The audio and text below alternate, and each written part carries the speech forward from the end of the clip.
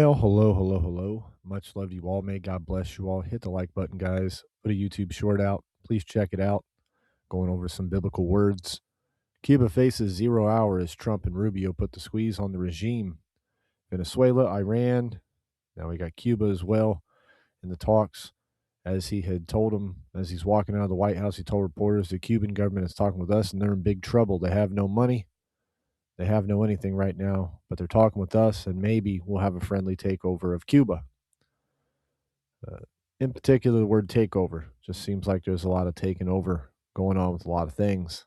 Seems like we're really starting to stretch out thin as things could escalate. Of course, I'm not making any predictions or whatnot.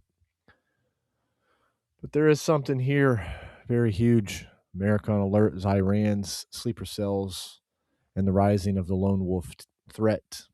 Upon the death of their leader in Iran, for instance, we just had that attack where 2 killed and 14 wounded before police shot him in a Austin, Texas bar. His shirt read "Property of Allah," and he possessed a Quran in his vehicle and allegedly kept images of the Iranian leader and symbols at his home. Here's the thing. I'm going to show you something on the screen that Michael Snyder, that writes a lot of these articles, said, which is very true. So, quote unquote, what Michael Snyder put, FYI, I don't think that most people in the Western world fully grasp the importance of what just transpired with Iran's supreme leader being killed, right? Because they believed he was a direct descendant of Muhammad. That's why they gave him the right to wear the black turban. And for Shiite Muslims, the direct descendants of Muhammad are considered to be the only legitimate spiritual and political successor to Muhammad.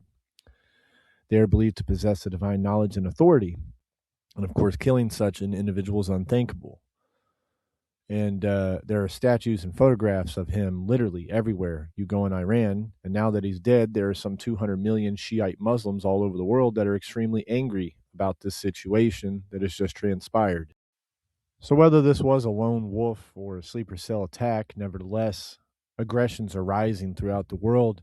And Jesus warned us. There's no other text in the world that tells us of the things that are happening right now other than the Holy Bible.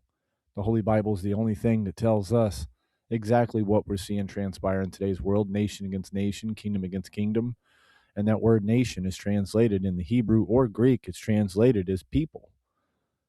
So we see that this blood moon coming tomorrow, I might have cloud cover, but I'm going to get up at 6:33, well, before 6:33 a.m. I'm going to get up to try to capture it and to pray during this time. It is coming at a very serious time because Iran, of course, we know that they're ancient Persia. And Esther and Mordecai were there at that time that they were in captivity and they became free, and that's why Purim is a holiday. March 3rd is going to mark a big day for us. Blood moons are usually an omen and a sign from the Lord God Almighty. When we see it in the Bible, it stands as a sign and omen. And most of the world is going to see this. Hopefully I can, because, it's at a time that's 6:30 in the morning. We're up anyways. It's at a time that's appearable, but all of a sudden we went from 70-degree weather to snow cover today, so I don't know if we'll be able to see it tomorrow because we're supposed to have rain this whole week. And we had another earthquake hit, another 6.0, hit the volcano islands of Japan. As we see the epicenter there's no tsunami threat for this. And it was issued as a green alert once again, like the one yesterday was a green alert in a different area, the Fiji Islands.